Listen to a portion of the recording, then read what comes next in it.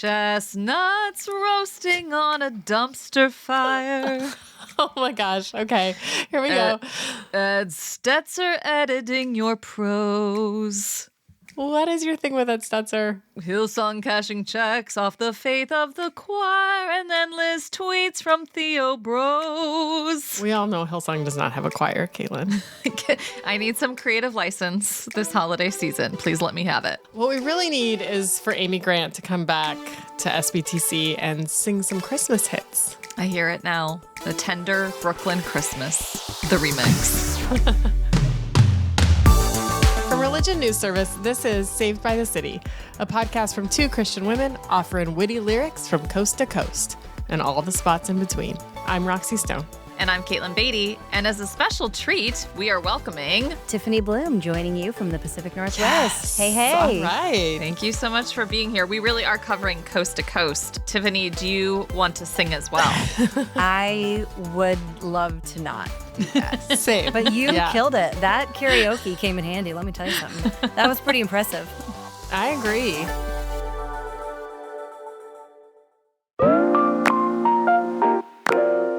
For listeners who don't know, Tiffany Bluhm is an author, a speaker, and podcaster with 2 Brazos Press books under her belt. Most recently, The Women We've Been Waiting For, a 40-day devotional for self-care, resilience, and communal flourishing, and Pray Tell, that's P-R-E-Y, Tell, Why We Silence Women Who Tell the Truth and How Everyone Can Speak Up. Tiffany also serves as executive director of PACTS, which provides mentoring and vocational development for Christians of color. Tell us and our listeners a little bit about The Women We've Been Waiting For, which has been out for a couple months now. It's a 40-day devotional. What prompted you to want to write this book? And do you see it as being connected to your work as executive director at PACTS? Yeah.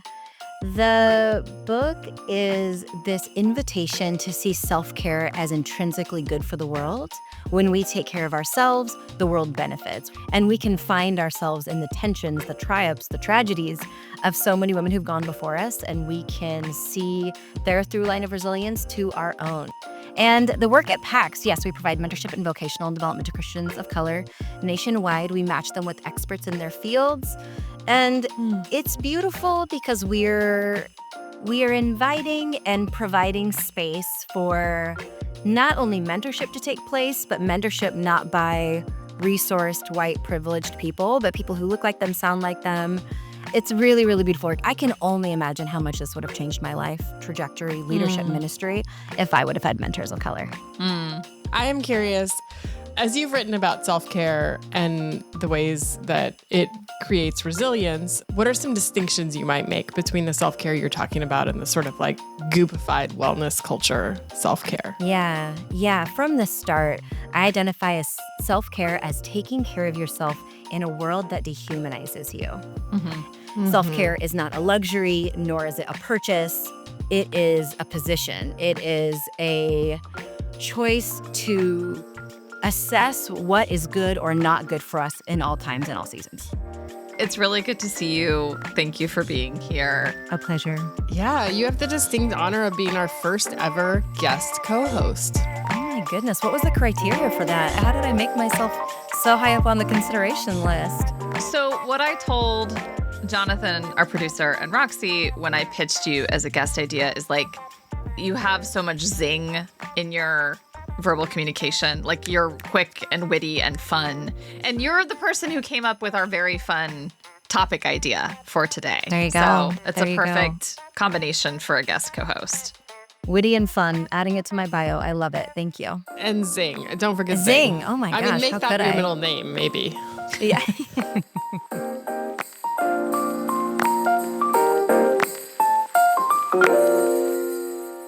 You have joined us, Tiffany, for one of our final episodes of the season, our roasts and toasts of 2024. So I guess to start, how does this work?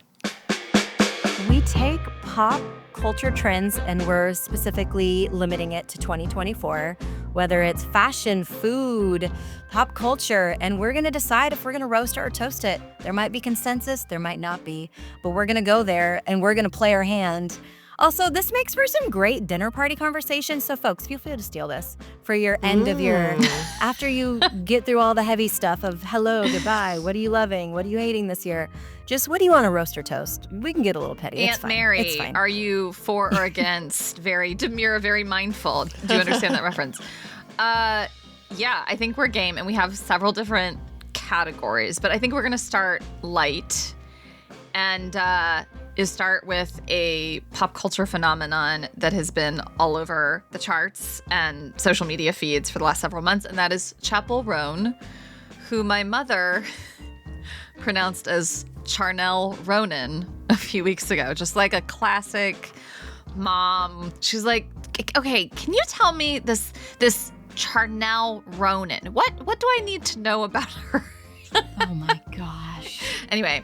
How did you explain Chappell Roan to your mom? Yeah, pop singer, gay icon, LGBTQ icon. I believe she identifies as lesbian, has had several like #1 hits, most well-known being Hot to Go. Do you want to karaoke that for us too? No? I actually don't. Okay, I don't know it, which is maybe setting us up for the roast or toast. Oh, okay. I'm going to give her a roast because I feel like this has been done before. In terms of her music, it doesn't really sound new or fresh to me. It feels like Katy Perry in 2009 or even... We all know how you feel about Katy Perry. Lil Gaga in the 2010s. Yes, I feel like, yes, as far as pop music goes, like, I get why she's popular, and also, like, I feel like we've been there, done that a little bit. That's my roast. I want to give her a few points for the hair. She's got red hair, right? Am I wrong? I love her hair. I just want to say the hair is doing it for me.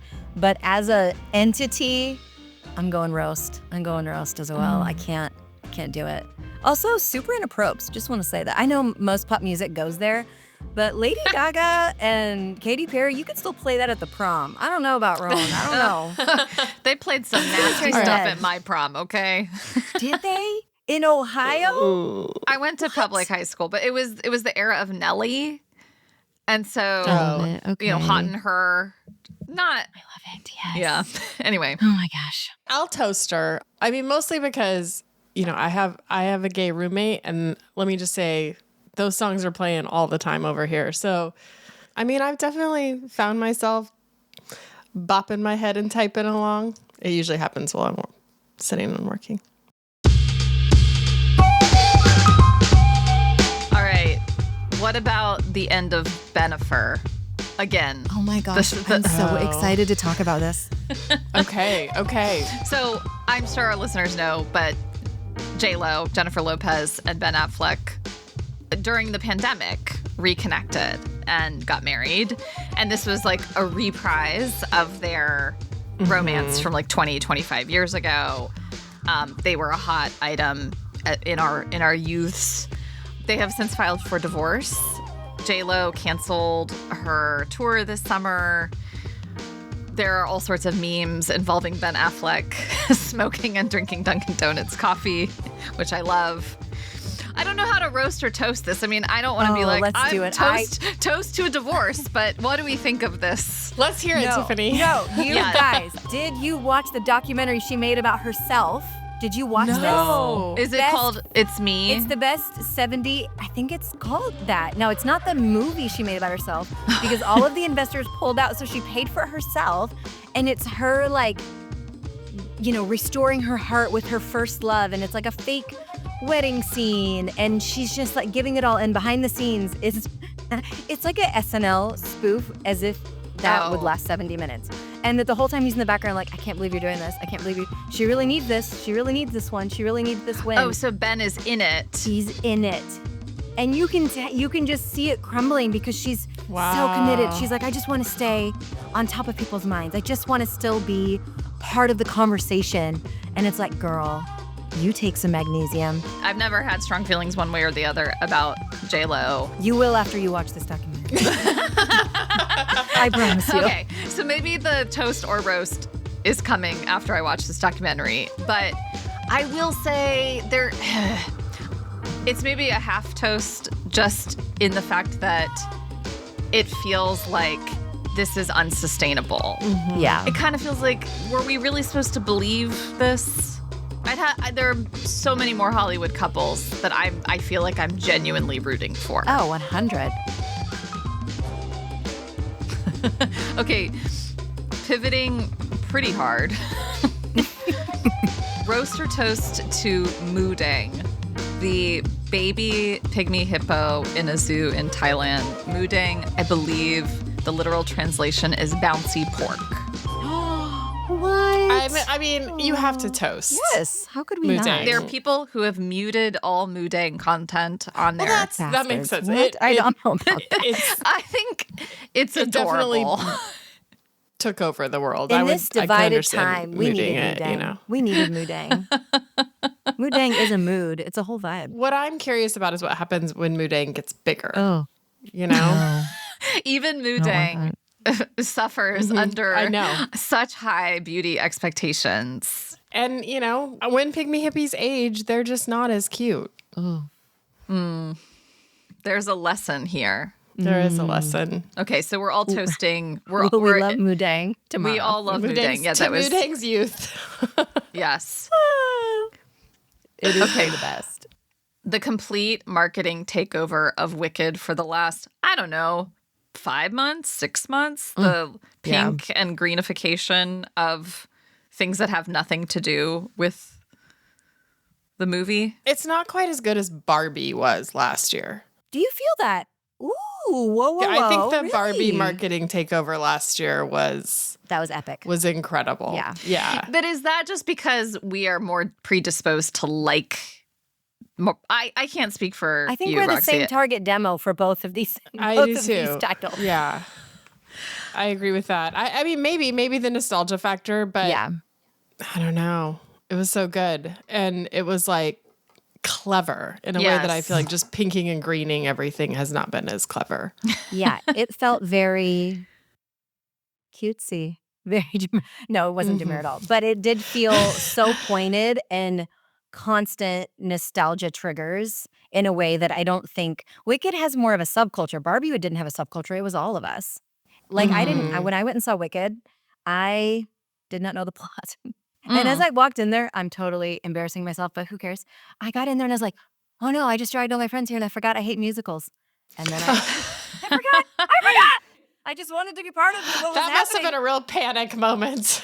It might have been, but I know people love it. I haven't seen it yet. I haven't seen it yet either. Oh, really? Oh, yeah. It's showing like every 25 minutes at any movie theater. I mean, like it's on constant rotation. It is the highest grossing musical movie of all time already. So I'm going to give a toast to the marketing because I think it worked. Like it totally worked.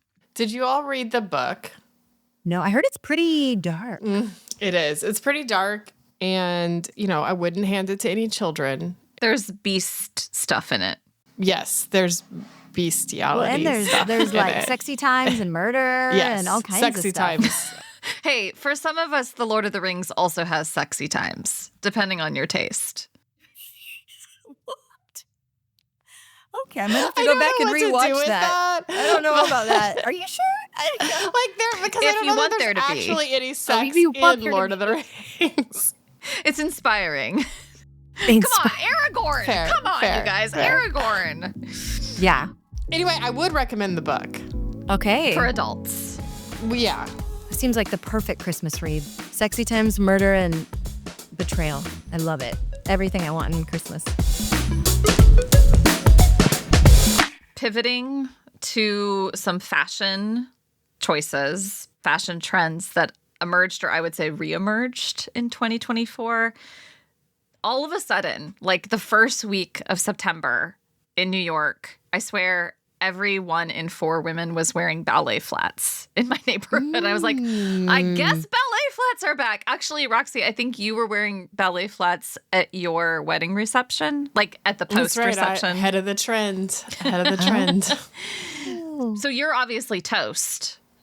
I am toast. Yeah. I am toasting ballet flats forever. And, you know, for all the iterations of them that will inevitably come back every 4 to 5 years for the rest of my life, I will. Roxy, did you have ballet flats before this year? were you rocking them before 2024? Yeah, I mean, I definitely think I've adopted them whenever they've come around. Okay. Just hold on to them. I do think they were like edgier this time around. Like there was the mesh ones, like I had white mesh ones, and then there were the black mesh ones, and then some of them had little straps across the top, so they were like somewhere like a mashup of a ballet flat and a Mary Jane, and I like that look. I like some that of look. them had like a shallower toe, so like more of your foot was covered. I thought that was kind of cool looking. I don't want I didn't even know there could be this many thoughts about ballet flats. But you're right. They were edgier than what we were wearing like circa 2002. Like there were plenty that had little, are they called, not spikes. They're called little. Like the grommets? No. Like I remember the spikes on them. I do remember that. That was a whole thing. What would it be called? Like a little metallic, like buttons. Anyway, I honestly, I like them. I would love to get a pair of like red or mauve colored leather ballet flats. Noted. On a Christmas list. But now it's just like boots season for the next 3 months. Yeah. I know. You know, they're not year-round shoes. They're very much a transitional season shoe. Also, how do we feel about when people wear them with the short socks? The ballet flats with the short socks. Oh, I'm so into it. I'm so into the socks. I'm into the do you socks have the with little crinkle loafers. top I'm into ones? this. The little. I want to get a pair. I keep like almost buying them, you know, and then I'm like, in my 40s. I was in the south of France and this spring, and everybody had the crinkle socks with their ballet flats, and I was like, that or tights, black tights, and I was like, Okay. Oh, I like the tights. Oh, black tights everywhere. All day long. Yeah. I'm definitely getting several pairs of black tights. That sounds like a for the yeast Christmas infection waiting to happen. I can't do that. Sure it is. So it sounds like we're toasting ballet flats. Tiffany, I'm how You do know you what? feel? You do you, white ladies. I can't get on the ballet flat train. I'm going to let you have this one. Fair. I'm not here to offend, but this is a hard roast for me. I gotta. Okay. I gotta What are pass on you? this. What is your foot trend of choice Not at the moment? those. I do fall into the Gen Pop white tennis shoes. So Oh yeah. yeah. I wear Sambas for like some Adidas Sambas. Mm-hmm. It's a classic look. I like the Veas. I think if they're not the most comfortable shoe, tried that. And then Nike Daybreak, more tennis shoe, but like street shoe with jeans. I can do that. And then I'm here for the Chelsea boots. I can do that. I do love a Chelsea. Classic. Give me a Chelsea with a big lug sole. Yes. Yes. And maybe some Dr. Scholl's insoles. Give me that big lug sole.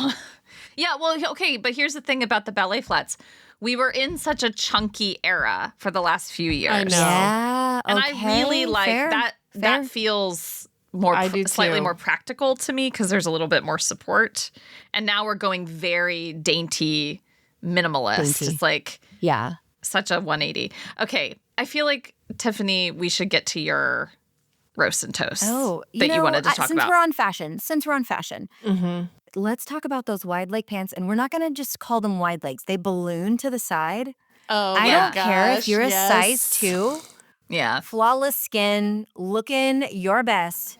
That is the most hideous, ugliest thing I have ever seen. And their Anthropology is selling them like hotcakes. And I'm like, how dare you? I can't do it. I am wearing a pair right now. That bubble? They bubble? Total bubble. I don't know if you can see them. I will figure out a way to show you. Show me.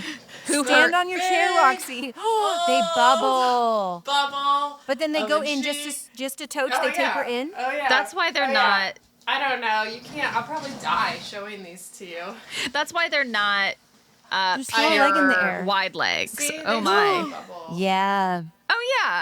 Oh yeah. I like those. What? You guys, no. Me too. They're called like a horse. They're like a horseshoe. I think. Sometimes you see balloons. Sometimes you see horseshoe. I'm all about them. I asked for another pair for Christmas. Who's Wearing with your ballet giving flats. you clothing for Christmas? Don't people just give you cash at this age? To Roxy from my Roxy's. my mom refuses to do that. I send my mom a list of like 7 or 8 things that I would like, and I say pick and choose. So then she my still gets to surprise me because she wants surprises. I'm so never heard of I also get something I like. So, Wow. yeah, no, she wants to surprise me with something. Okay, Or I love with this. a few I love that packages. your mom is like, I love you and want to get you something you actually want because you're Yeah, a grown-ass sweet. woman. But I need to make sure you are going to actually like it. Send me your Tatcha skin cream order. Okay, got it. All right. I have not received a gift from my parents in probably 25 years. So that's new for me. I love this for you guys. That's great.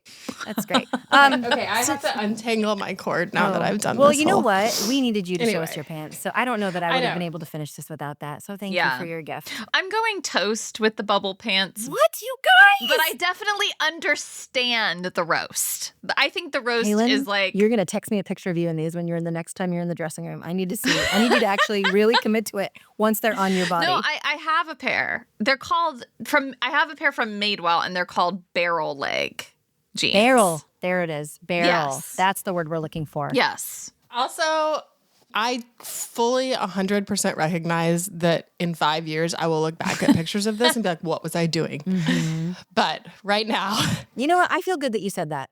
I feel like we can carry on. Yes. Now that I know that you acknowledge that you fell for Cezanne's marketing, you walked in there with your coupon and you had a real good day and you came out with barrel pants. I feel good about that. Okay. I need to know how you feel about girl dinner, roast or toast. I don't like gendering meals, but this has been all the rage this year was girl dinner. Yeah. So I'm okay, curious. remind me what this is. It was a trend where it was like girl dinner and it was just like a few slices of salami. It was basically charcuterie.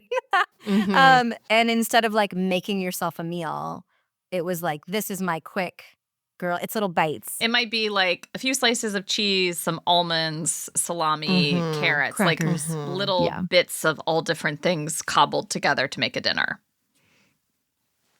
I will say toast as someone who until recently was mostly eating dinner by myself. Just like, I'm not going to make dinner from scratch for myself every night. And there are just some nights that you cannot make yourself cook. So I support that, especially if there's a wine pairing and it is followed by like a bowl of popcorn. Oh, okay. Sweet popcorn, savory popcorn. We going truffle? Savory. Yes. Okay. Okay. Truffle pop. I love it. I love it. Roxy, I'm curious of your thoughts. I mean, I think I can mostly toast it as long as there's enough food there. I thought you were going to say protein. I was like, are we I counting was. I mean, I was going to say protein. I was going to follow up with protein. But, you know, I toast it as long as it is actually sustaining and substantial. Like Okay. you're not depriving yourself or starving yourself or dieting or whatever, you know, yeah. that's not in service to unhealtly eating habits. Then I mean, it's then I cheese toast and salami slices seem to make up some significant players, so I'm sure it's a very high fat Yeah, very keto high fat. situation. I'm gonna toast it too, simply because I don't cook and I don't like to cook. And cooking for 4, if my kids last night at dinner, we even asked them like, when you're grown, what are you gonna say? My mom always made, and my oldest, who's 14, he answered a trip through the Chick-fil-A drive-thru. And my youngest answered, I think he said like charcuterie. Aw. She made a board of bites. She did not. Yeah. A board of A bites. board of bites. I like it. I like that. So, girl dinner for the win. So this is a religion news service podcast, and I figured we should yeah. probably offer a couple roast and toasts for the 2024 God Beat. Good. Now, some of these are hard to like roast and toast, kind of like the end of Bennifer. You know, you don't want to toast a divorce. But I'm sure, as many of our listeners know, one of the biggest trends of this year is that for the first time in a long time, more Gen Z men are attending church than Gen Z women, and Gen Z women are leaving the church in droves. So the gender gap in the church has always been more, there's always more traditionally been more women than men. We're seeing that flip among Gen Z. Gen Z women are saying the church is not a place for me. Roast or toast? I have so many thoughts. I feel mixed. You know, like in theory, I should be glad that young men are coming to church. I'm not particularly excited about what seems to be attracting them to church, which is also the reason it seems that women are leaving, which is like that the church is some of these churches have become more patriarchal, more conservative, complementarian. More overtly politically aligned. Yes. In ways that do not feel like they have women's concerns and lives at heart. Right. And I am theoretically also sad that women are leaving church, but also kind of want to toast that like the church has been relying on women thinking that they're just going to stick around for all these centuries. And they do. And, you know, maybe this will spur a wake-up call to how women are treated in the church. Roxy, we may not agree on shoes, socks, or pants, but we do agree on this. So I appreciate everything you said. I echo it. And I think what you said at the tail end of that is women make up the majority of free labor in churches. And so one of the first things I thought of when I read that article was just the reality of this is not good for the church system at large, because it's not only praising, if we're assuming that there is a banner of patriarchal narratives, but then also what are you going to do if women aren't willing to sit down and shut up like you've expected them for so long? And let's match that with this third wave feminist movement and this belief that women have a voice in the aftermath of the Me Too movement and Church Too movement. And women and young women that we're talking about are able to see that for what it is. And they are choosing wholeness outside of institutional space of faith. I think that's no surprise. It's no surprise. Yeah. So roast to the fact that we're not super excited about why more young men than women seem to be coming to the church. Although mild toast for the fact that they are at church, because we want people to be at church. Yeah. But toast to the young women who are saying, I'm not going to abide by these rules that are being placed on me as a young woman, or ways that I'm being dishonored as a young woman. I'm choosing, as you said, Tiffany, wholeness over institutional loyalty. So I think that's in the toast category. It's a little roasty toasty. It's a little bit of column A, a little bit of column B. True. All right. For the most important religion news story of 2024, Kim Kardashian was criticized for appearing in an advertisement for her Skims brand, wearing like lingerie and undergarments, as well as rosary beads. So we have the mixing of the sacred and the profane. She would. Classic. Classic Kim. Why has she got to be like this? Rihanna did this last year, but she wore like a Ganesh necklace. What's a Ganesh necklace? Like a Hindu Like a Hindu, god. yeah. Okay. Or deity, a Hindu deity, the elephant. And she got in a lot of trouble for that too. So I feel like the road is paved with it. Like she should have seen it coming, you know what I mean? Okay, now it feels like it was all on purpose, both of these. This is great press. This is great free press. 1,000 gazillion%. And there was the other pop artist that did the music video in the Catholic church in Who dat? Queens or something. I can't remember what the name of who it was, but the priest now is like potentially getting defrocked or something. Oh, I might be going too far. For allowing it. Yeah, I might be going too far. Okay. I think he's done some other things like financial fraud or Defrock something. away. But So basically for renting his building. Sabrina Carpenter. Sabrina Carpenter. That's right. That's right. Yeah. Part of her music video. Okay, so this is a thing, you guys. This is a thing now. Yes. So It's he so was gross. he was Why are we doing disciplined this? Oh my for gosh. letting her film a racy music video inside his church, Monsignor Jamie Gigantiello. Well done. But he also has other problems, as you mentioned. Yeah. Okay. So, yeah, yeah, that's just one of many indiscretions on his I don't track know. record. I don't care personally, because I see it as very much about, we are talking about it, and that is the point. Yeah, Right? Like that's it the is point. it is performative. Yeah. Like I don't consider a cross necklace worn by someone who, I don't know, hates Christianity or like is not professing to be offensive. We understand that it is a symbol that in many ways has been sapped of its sacred meaning. But I'm also not Catholic, right? And I have to acknowledge that rosary beads or, the altar of a cathedral that You would want to see some kind of sacred sense Yeah. preserved and not have your religious symbols that are very important to you used to gin up controversy. Yeah, I agree. I think obviously that was her point, but at the same time, it's like have some cultural awareness that this might be very uncomfortable. It does feel a little like I'm gonna say something so evangelical right now, you guys. It's not modest. Wait, where are we going? You've warned us.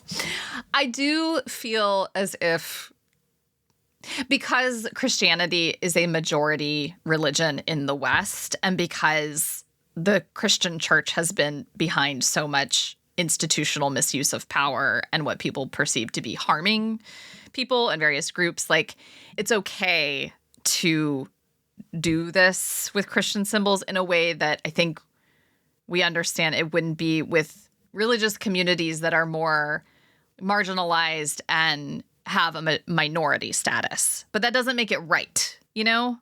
Roast or toast this hot take, please. Yeah, I just think so. I mean, when you think of South America and Catholicism in South America and the brown populations, that could be, I don't know. I feel like, yes, the West, yes, Christianity's in the West, yes, evangelical Christianity at large has done, and Christianity at large has been the banner under which so much harm has happened.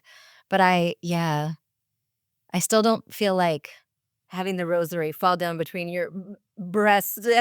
I still Your don't, I don't bosom. know. Your bosom, yeah. I'm also like, I mean, what is she, 41, 42? Like, great set of abs. I was for that. Like, well done. I'm sure it's like, she's half robot, so I don't know. But Yeah. I was for her for that. But besides the abs, yeah, I'm gonna go ahead and roast all day. I know what you're saying, Katelyn, and I think I agree with you. I think like no one would do that with a hijab or you know, fair comparison. an Yeah. image of the Prophet Muhammad or something. You know, like I do think that there's an anger at Christianity in the West that I think gets like people feel like they can spoil the sacred in that way, where we would maybe be more careful with some other religious imagery and iconography and with a little more sacredness, but they don't in France. Yeah. So, Yeah. Well said. All right. We have more roasting and toasting to come, including our first ever SBTC gift guide. But first, let's give a shout out to the organization that makes this all possible. Religion News Service is an independent, award-winning source of global reporting on religion, spirituality, culture, and ethics. From the manger to the megachurch, RNS covers all the toasts and roasts of religion. Also, be sure to check out RNS's other podcasts, such as a brand new one, Complexified, with Amanda Henderson, a podcast for the religiously curious and politically frustrated. Sounds like us. We'd also love to hear your feedback and ideas for future guests and topics, so drop us a review wherever you listen to your podcasts or shoot us an email at sbtcpodcast@religionnews.com.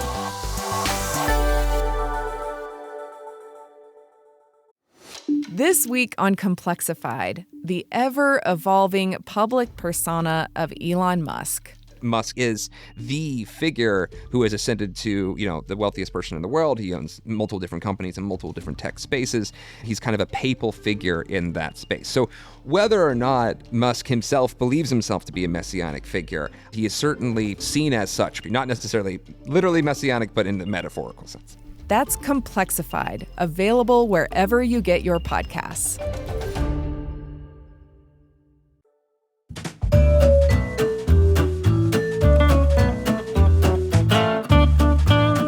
This year, we're bringing you the first ever Say by the City gift guide, a list for people whose love language is gifts, which may actually be all women. Am I right?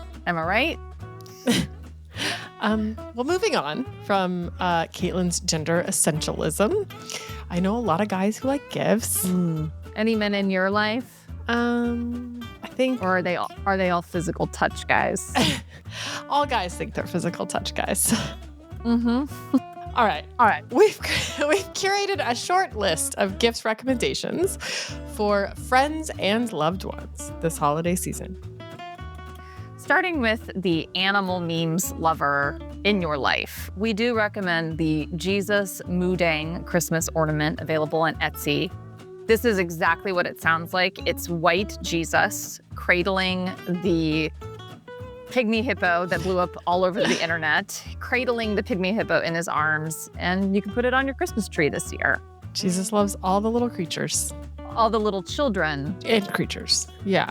Yeah, that's fine. Speaking of animals, creatures, for the pet lovers in your life, we recommend the St. Francis Protect My Pet collar charm. It's a silver charm that was, quote unquote, crafted by elegant and skilled Italian craftsmen. Elegant Italian craftsmen. But really, what better gift to give your pet than the gift of spiritual protection? And for the pet owners out there whose pets are beyond redemption, we do recommend the Shameless Pets Naughty Hump of Coal pet treats. This is the actual name. It's available on chewy.com. These tasty, wholesome, soft-baked treats are made with natural carob, peanut butter, and upcycled sunflower seed. I feel like this gift guide is very animal-centric. It's becoming that way, yeah. All right, let's pivot from the animal realm. A gift for the Theo Bros in your life. We all know you have at least one. This is the shameless plug for your employer, Katelyn. Yeah, I didn't intend it. I'm But sure they would love it if you bought even one of these. But it's the 17-volume Baker exegetical commentary on the New Testament, now on sale for just $864.91. Each volume weighs 2.31 pounds, making for a 40-pound Christmas gift. Not that size matters to Theo Bros. But with a Bible commentary, it does. And for it being 40 pounds, it could also double as a gift for the gym bro in your life. The gym bros and the Theo Bros, those are circles that overlap. Absolutely a Venn diagram there. For your favorite sassy single friend, we recommend the book Priest by Sierra Simone. Okay. Here's a little bit of a teaser. There are many rules a priest can't break. A priest cannot marry. A priest cannot abandon his flock. A priest cannot forsake his God. Tyler Bell has had no problem playing by the rules for the last 3 years after a family tragedy set him on the path to priesthood. Always a good reason to enter the priesthood. That all changes when the delicious, sultry voice of Poppy Danforth sinks its claws on him through the screen of his confessional booth, and he can't get her sins out of his head. That is steamy. This may be a Kindle read for some of you. And for the women in your life who actually did marry a priest, and I should know, we also recommend a book titled How to Make Small Talk, Conversation Starters, Exercises, and Scenarios. Always know just what to say to anyone in any situation, including church coffee hour. Yes. I was worried that And anytime the parishioners might invite you over for dinner. That's awesome. I was worried that you were suggesting that you and John had run out of things to talk about. That's not true. No. Finally, for the adventurer in your life, we recommend a ticket aboard the 2025 Eric Metaxas Greek Islands Cruise. Costs start at a little over $3,000. That's for the basic package, but they go up from there. What happens if you want to have dinner with Eric Metaxas? You probably have to pay a little bit more. This is a cruise exploring the gorgeous blue waters of the Mediterranean. That does sound fun. But then we hear that Eric Metaxas on board the ship will be discussing Dietrich Bonhoeffer, Martin Luther, William Wilberforce, as well as his books and the story of his life and coming to faith. So you gotta really like Eric Metaxas to go on this cruise. Gosh, what a romp. That really sounds fun. Could Arnis send me to report on this cruise? Yeah, probably. Yeah, that seems right. I promise I won't be snarky. No, Katelyn, don't make promises you can't keep. Come on.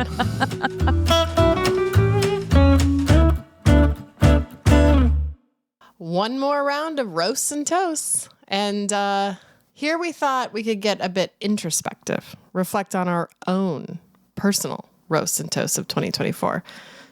So basically, what's one event in your life you would roast yourself about over the past year, and one where you would toast yourself. Katelyn, you go first. I'm trying to think. I tried to think of my biggest fail of 2024, and I have to say it was renting a car for a vacation out west this spring. That was all great. I was still in my smoking 4 cigarettes a day era. And sometimes if you smoke, you like smoking while driving. It's just like... Well, especially if you're driving all day. You're on a road trip. Yes. So I have had... I always open the window. Like, I don't have like an ashtray in the car. You're not a monster. But then I like spray the car down. But I had decided to quit at the end of this trip. I was like, this is it. And I got fined the rental car company because they smelled the cigarette smoke in the car. And I feel like that was this like indication from the Lord that I was making. Yeah. Like, you this was confirmation. Seriously. Yes. Yeah. This is not worth, this bad habit that is killing you is also not worth a fine from a rental car. And so that leads me to my toast. I would toast my ass for quitting smoking shortly thereafter. Now, Roxy knows there have been like a few, like here and there, enjoyable, like one-off, but I have not smoked for over 6 months. And I think that's really good. Congratulations. Well done. It is. Well done. I would roast myself by committing an unforgivable sin this year. There's no room for any sort of repair, repentance, anything. I had the audacity to ask a woman when she was due, and she was not with child. Oh, no. The child was 2 years old. Oh, no. And she had a hernia, which is why she had a protruding belly. So then she explained, and I wanted to melt into the floor. I did get her a Star Wars card because I felt so bad. I was trying my best to make up for it. Yeah. But don't do that, guys. Don't ask Just somebody when they're never. due. Here's the thing. She did say, oh, you're the second person to ask me this month. And I was like, oh, okay, I feel a little better. There must have been something about the hernia. Yeah. Yeah, That, it like, was it was that made protruding it in look such a especially fashion. like a Yeah. pregnant belly. Because it was, it was concentrated. The weight was Right. concentrated, Yeah. right? Ooh, you don't recover from those. You That's pretty humiliate good. someone down to their core, and so unintentionally. But I did it. A toast is I started rock climbing. I used to rock climb before marriage and kids, and I got back into it. And I'm not one to like do something just for the fun of it. I want mastery. I'm an Enneagram 3. And so to just do something, and it's not to get fit, it's just for fun, just pure That's fun. cool. It's an expensive that. fun. Yeah. So are thing, you but- doing it in a gym? Yeah, like an indoor climbing gym. Is there like good bouldering in the Pacific Northwest? Yeah, so that it's, you could do it's outdoors? the bouldering. Oh yeah, outdoors for sure. Yeah. But the gym is half bouldering, half nice. top rope. And they have rope in as well. So That's so cool. Do you do it by yourself? Are you in like a rock climbing group? when it's just bouldering, I can do it by myself because you can just, drop the 10 feet onto mats. But when I'm top roping, you have to have somebody belay you. So usually my husband goes. We'll belay each other or What was that? You belay, belay Belay. each other. So somebody has to be on the ground It's holding not you so what you you're don't fall to your imagining, death. Katelyn. Oh God, Katelyn, why? Okay. Somebody has to hold you, Katelyn, or you're gonna fall to your death. So somebody has to be pulling the rope tight so you don't fall.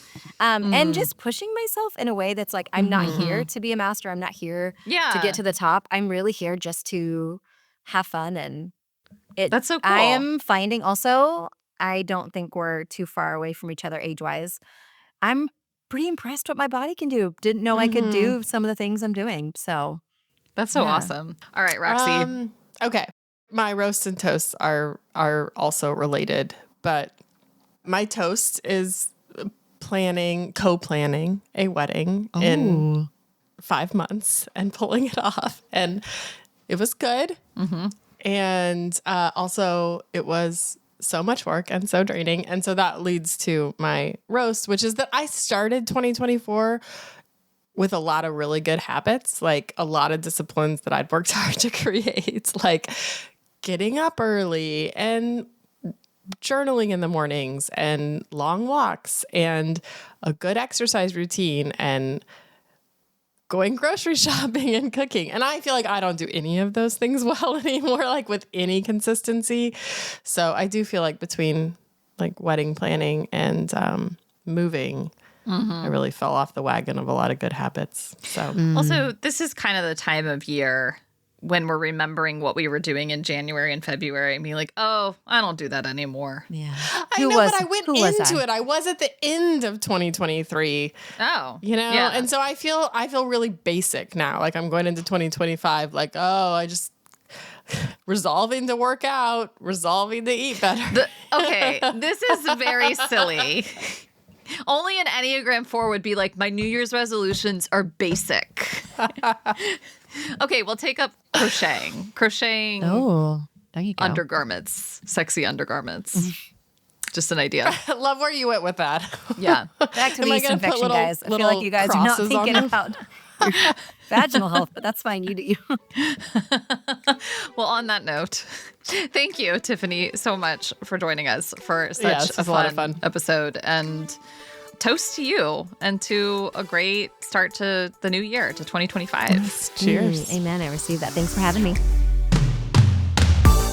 Saved by the City is a religion news service production. Our senior producer is Jay Woodward, and the consulting editor is Paul O'Donnell. Our editor is Julia Wyndham, and Jackie Hill is the genius behind our social feeds on Facebook, Instagram, and Blue Sky now. Check it out. Chaz Rousseau put together our look, and Martin Fowler wrote our theme music. We are Roxy Stone. And Tiffany Bluhm. And Caitlin Beatty. Thanks Thanks for listening.